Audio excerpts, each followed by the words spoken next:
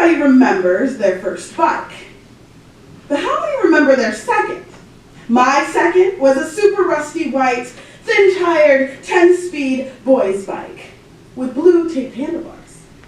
The difference between boys and girls' bikes is that the boys' bikes have an extra bar running from the seat to the handlebars.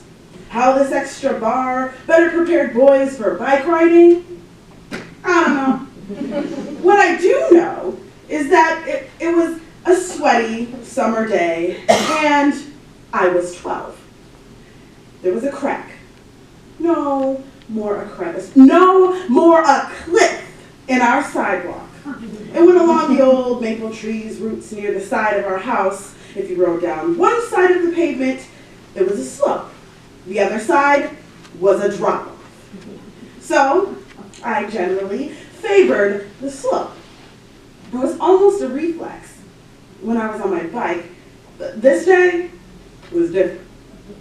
Earlier that year, our neighbors had stolen Mom's lawnmower, but left my bike. I retrieved my bike from the now lockless olive green shed and headed for my best friend's house. Maybe it was my new neon-colored rubber bracelets that distracted me. Maybe it was the pain of my braces being recently tightened that day. Maybe I just spaced out. Whatever the reason, I rode over the cliffside, and when I landed, my vagina hit the white metal bar like a Buddhist monk hitting a gong with a tree trunk. Pain shot through my pelvis and down my leg like a lightning strike. It hurt, but I kept on. After a day-long session of sitting in my best friend's basement watching cartoons and eating tart candy, I headed home. There, I went to the bathroom and saw blood in my underwear. Oh my gosh, it's happening. I'm becoming a woman. This moment was more dramatic than any Johnny Carson interview I had rehearsed in the bathroom mirror. It was bigger than my Diana Ross tribute in the toy room. How would I tell my mom? There were so many possibilities. It was best to just let the facts speak for themselves. I walked in the family room and laid it on her. I started my period, I proclaimed. The sentence lingered in the air for a glorious second. What? She said with a half-annoyed grimace, looking over the newspaper. Why do you think that? Because there's blood in my underwear, I said in a low tone.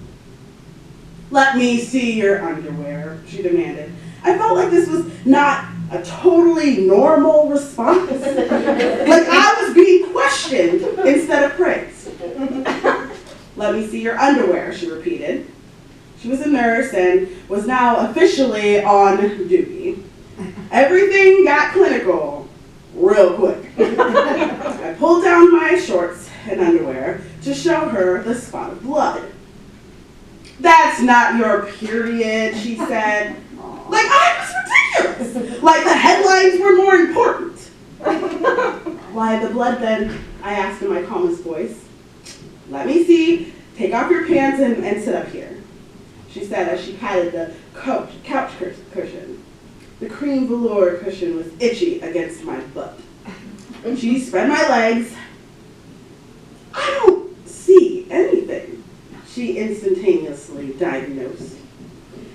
In true me fashion, I thought I was dying. To appease my panic, she looked again. She put on her reading glasses.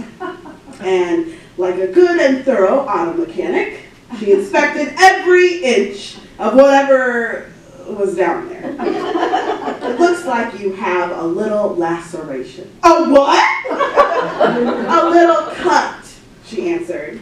Then her eyes lit up as she began talking about the biological processes and body parts. She said it like it was good news.